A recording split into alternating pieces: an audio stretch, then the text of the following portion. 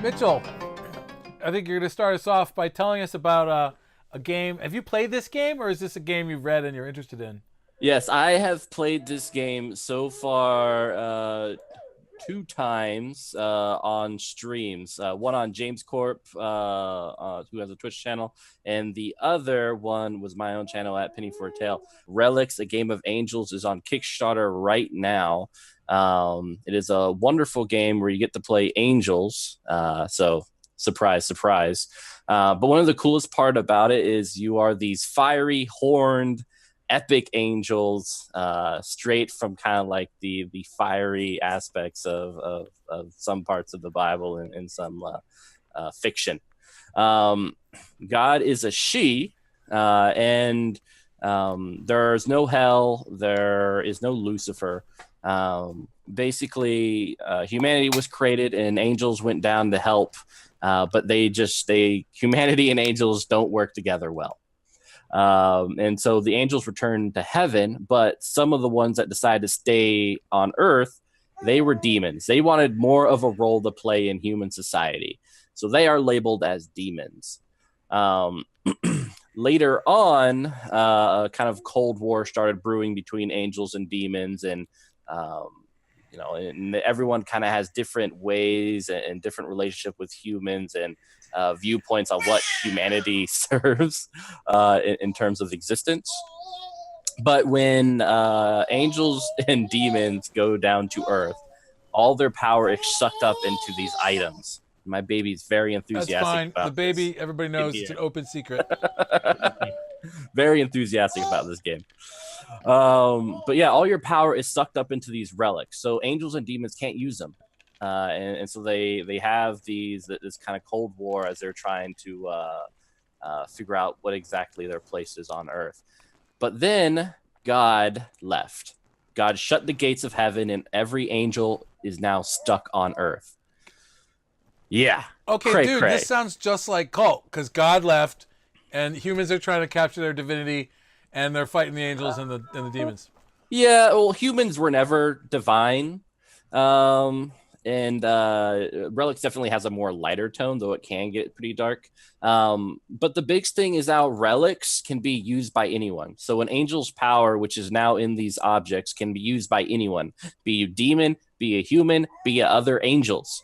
And so now it's like this arms race of who can collect the most relics, the most power. And maybe some people want to replace God. Maybe some people want to stay in the background and manipulate humanity from afar.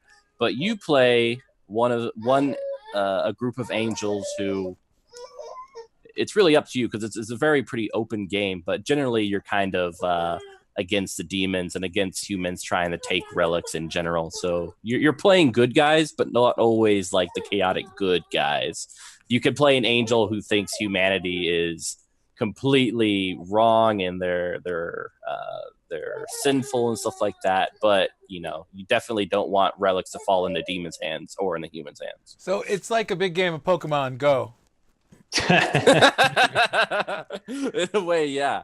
One of the best part is it uses a tarot deck, and it uses the major arcana and minor arcana for resolution. So nice. A tarot deck is required. And then combat uses Blackjack 21, with cards being dealt out and each player dealing and trying to beat the dealer, which is the GM who represents the monsters and or enemies and stuff like that. So it's a unique resolution system that goes pretty quick and has some strategy to it as well. And you have these epic powers, and it's just awesome. So do the cards also take care of tracking initiative? So for initiative, it's kind of it's in this nebulous area because there is no initiative as we know it. You pretty much play the game of blackjack real quick, 21, and then based on the results, you narrate what happens in combat. I think So I it's think not. Scott, you probably want to jump in at this point. Yeah. Yeah, it kind of reminds me of Seventh Sea has this kind of Yes. resolution mechanic where you essentially resolve the thing mechanically and then you describe what happens. It kind of reminds me of that. Exactly. I'm curious. So you played this online, so how do you do the cards online? So there are a couple of websites that let you kind of draw different tarot decks. Those were cool. What I found was the best thing was me and a group each bought our own tarot decks. Can we see? Can you show us? Yeah. And Just I hold it bought the Angel one, which I thought was unique. So yeah, there is. Okay. Oh, nice. That's Is the that hermit? from the game, or is that just No, another publisher? so yeah, just one that I bought. Though the game will come with, if you pledge an appropriate amount, will come with a tarot deck specifically made for the game, with some amazing art. Okay, but it's tarot, so it's like having a Ouija board in your game. Like you're playing a game, but you're also like contacting the dead, possibly bringing their wrath upon you. etc. Hopefully, Zach, what do you think? It sounds interesting. I kind of like the tarot card mechanic.